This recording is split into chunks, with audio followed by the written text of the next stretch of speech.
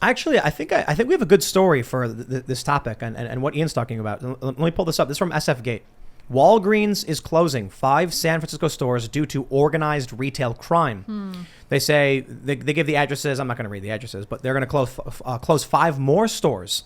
A company spokesperson confirmed Tuesday, citing ongoing organized retail crime as the reason.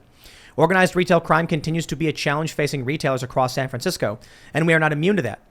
Retail theft across our San Francisco stores has continued to increase in the past few months to 5 times our chain average.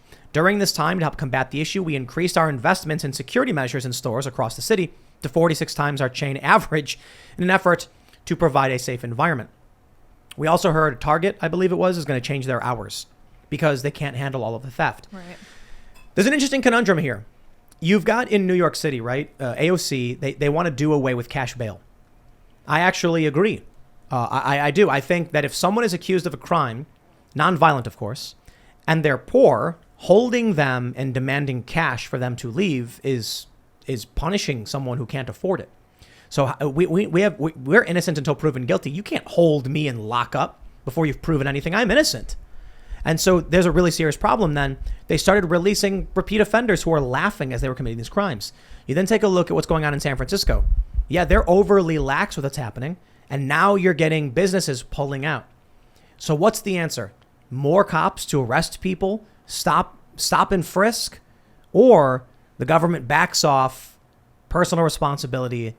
How do you solve a problem like this? Stop disarming people. Stop taking away their ability to defend themselves. You fight back in New York City against someone who's a clear aggressor and attacker, you will be going to jail. That's an absolutely absurd law that creates more victims, creates less personal responsibility, and creates a situation where criminals thrive. Criminals literally have the carte blanche many times in New York City to do whatever they want because there's many instances of police officers just standing back, watching crimes happen, watching people get hurt, and they're saying, well, I'm having an argument with the government, so I'm just not going to do anything. They'll arrest you in 2 seconds if you got a gun, though. They'll arrest you in 2 seconds if you have a political sign in the wrong place and you're saying the wrong message as well. So there's been many instances of businesses that got shut down by police officers, by sheriffs, all throughout New York City because they just wanted to have their business open. Meanwhile, Black Lives Matter protest, even on Fox News, cops standing around the corner with their arms, hugging themselves as businesses are being looted and the cops are just standing there. So you think like the store owners should be armed and fire? No, I believe in personal responsibility. And if you're going to be incentivizing people to get away with crimes, you should incentivize people to defend themselves and to be able to not be victims of those crimes. I guess the theft is a non-violent crime, so it's tough to authorize like a store owner Depends. to open If fire. someone's stealing something right in front of you, right out of your hands, I mean, there's an argument That's to different. be made But here. out of your store, like if you were a store owner and they were robbing your shelves, it's not really ethical to fire your weapon at them. So I struggle with this idea that I have to restrict myself to the amount of force that's being used. I mean, I'm not necessarily sure if someone comes into my store and starts taking my things out that I have to say restrict myself to in the amount of force I use to put a stop to that. For example, I don't think it would be fair to say, well, you're a lot bigger than that guy is, so you'll have to find someone smaller to tackle that thief. I don't think that's a good ethical principle. Now, that said, I also don't think that because what you're saying, this is how that's going to turn out. Someone's going to be like stealing a package of lip gloss and some guy's going to open fire with a shotgun. Part of what happens is I think that's acceptable. And I'll just say, sorry to interrupt, but if someone is committing a crime in your store, this is one of the things you learn right away when it comes to home defense. You had Dave Chappelle who was like, he did that stand-up bit where he's like, birdshot, buckshot, birdshot, buckshot. And everyone I talk to says, absolutely not. Buckshot, buckshot, buckshot, buckshot, buckshot. Because you don't know that person breaking into your house. If you point a weapon at them, they could end you. And if someone is in your store committing a crime and you think it's just lip gloss, I'll be nice to them, and they pull out a revolver or whatever. There's that video went viral of the cop. Just recently, he's outside taking the guy out of the car, and the dude pulls out a rifle and just starts shooting at him. Yeah. So the difficulty is, I think the point you were making is restricting someone's use of force. I certainly think that if somebody is committing a crime, you should be able to use force to stop them, to protect yourself, because you don't know to what extent Right. I mean, crime tough, is though, rising. It's very tough. There's no universal answer, but I think it's clear that crime is rising where crime is allowed, where prosecutors aren't going after people, where police officers are looking the other way. And I think there's also other societies that are polite societies that they know a lot of people are armed, a lot of people are willing to defend themselves, and there's an effect knowing that, hey, there's a responsibility here that is known by everyone, that if you do cross a certain line, there are ramifications that you will have to pay for those specific lines. And I think the more people are able to assert themselves, the less aggressors they would have against them, and there would be less harm, there would be less violence, there would be less crime, there would be less people hurt overall in the long run than if in the current system that we have right now. I didn't mean to derail you, though. So No, the point I'm getting, though, is a big one about institutional trust. If you don't trust the cops to enforce the laws, if you think that the cops are actually going to make things worse, which is a number of what people from, I don't know, Black Lives Matter might argue, that the cops make things worse, when that institutional trust in the prosecutorial system, in the jail system, in the police system degrades and erodes, and people start removing that away, and the ability for cops to enforce the law goes, the incentive structure is such that someone's going to say, look, I'm going to run into this store. I can just go with my duffel bag and go through the jewelry section and just, 5 or 10 of us will just go in and then walk out. And if you're not going to prosecute crimes, say under $1,000 or under $500 because it's not worth it, it incentivizes those crimes because this guy's going to say, well, what are you going to do about it? There's 5 of us.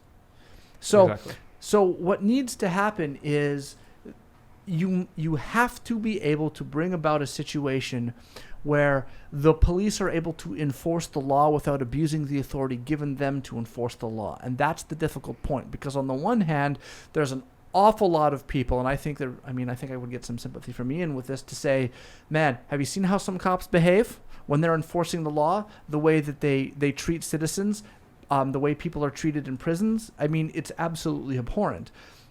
But if you say, well, because of that, we're going to take away the cops' power to be able to arrest people, and we're going to try and reduce people's engagement with law enforcement under those circumstances by taking away police power, all of a sudden there's now no incentive for somebody not to rob a store.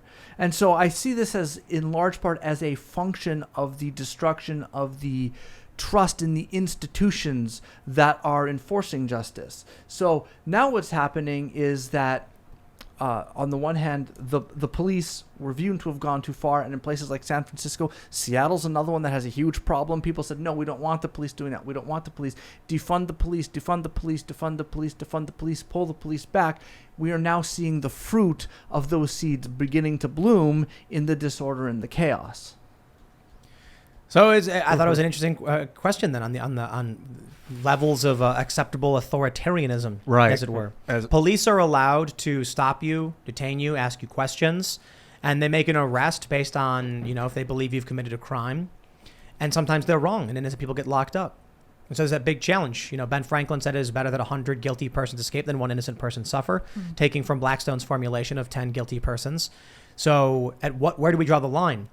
As you mentioned, when we say, you know what, the cops are going too far. Okay, now your stores are closing down because they're losing money. Right. All right, well then bring the cops back in. Okay, now you're getting reports of cops, injuring people and arresting old women. Like, would Ben Franklin say it's better that 10,000 guilty people go than 1 innocent suffer? Like, where's his threshold? Because he only said 100. I'd say 10,000. 10,000? Yeah. You know why?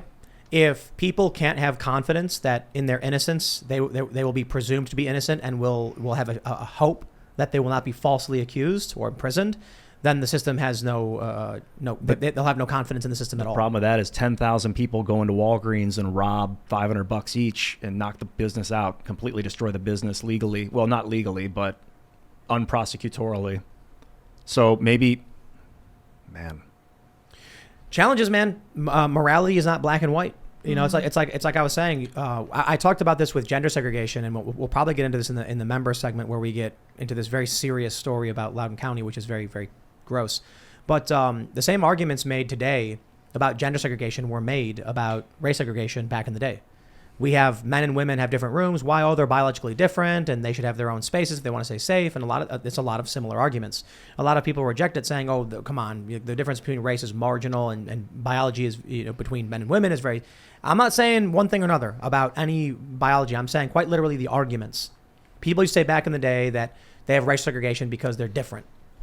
Now we have gender segregation. Men and women have different rooms because they're different. So the same arguments don't fly for the same issues. Right. There's different. Gender's different than race for sure. There's just different things. We have different opinions about different aspects of our existence.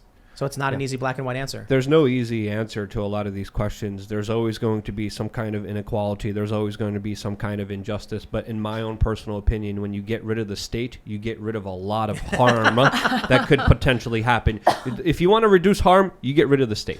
And you leave people on personal responsibility. For you, it's never going to be easy. But at the end of the day, I would argue that less people would be hurt out of that system than they are right now. I don't think so, because if you remove the state, Walgreens will hire a militarized army to go over to Radio Shack and mow everybody down and take the building. Ian, you're absolutely wrong. Radio Shack went out of business. Okay. Oh yeah, that's right. What's a Walmart competitor? Radio Shack. Can I ask a question? Walgreens and Walmart. Can I ask a question? Of course. Okay, so we're going to get rid of the state. What's to stop me from saying, well, I'm going to raise my own militia. I'm going to take over a series of land and I'm going to own slaves. I've now just created my own mini state. The things that power abhors. Yes, it all comes back. It's reciprocal. I understand that. So my point is, I don't think saying, well, just getting rid of the state solves anything. I mean, so I'm Canadian. We don't have life, liberty, and the pursuit of happiness. We have peace, order, and good government. I think that good and effective government is necessary, as we've seen by the shoplifting thing. I don't think anyone benefits from saying, well, we're all going to have our own personal security guards at our own stores to combat theft. That's just not. And I'm going to upset the libertarians in the crowd, but I also don't think that things like city planning can be done in a decentralized way and in a way that's necessarily effective. So planning roads, planning sewage, planning electrical grids, a lot of this has to be centrally planned. It's very difficult to do, if not impossible to do in another way. So I don't think that's a solution. But I do think that once you have a state that is not exercising its power judiciously and fairly, and properly and competently, once you live in what we're in a hyper-real fake simulation or simulacra, as Tim put it, once you get into that kind of a situation, you end up with a scenario where the trust in institutions is broken.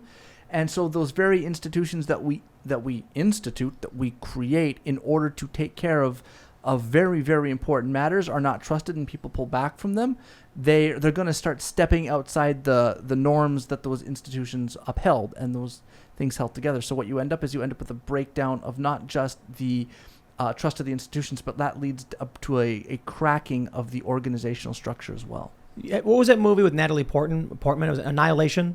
Is that what it's called? Yeah. Have you guys seen that one? Mm-mm. Yeah. So, spoiler alert, it's not that old of a movie, but it's been out for a long enough time. There's like this weird alien bubble. When you go in, DNA is all mixed and like animals have like plants growing out of it and creepy stuff's happening.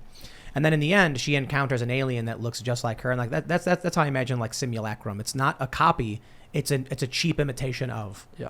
So you're saying when the state gets too grotesque, we need to, or maybe not need to, but we would be good to break it down into a era of no state for a moment as we reform a new state, which is inevitable. Well, I think the Jordan Peterson solution is you have to burn off dead wood.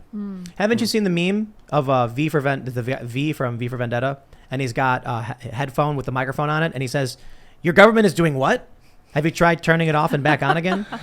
That's awesome. Maybe that's, Let's do it. Thanks for checking out this clip from the Timcast IRL podcast. If you want to see the full show, come back to this channel, youtube.com/TimcastIRL, Monday through Friday at 8 p.m., where you can leave comments and super chat, and we actually will read your comments on the show. Don't forget to like, share, subscribe, and if you want exclusive members-only content, segments you can't get anywhere else, go to timcast.com, become a member, and we even have full bonus episodes. Thanks for hanging out, and we'll see you all next time.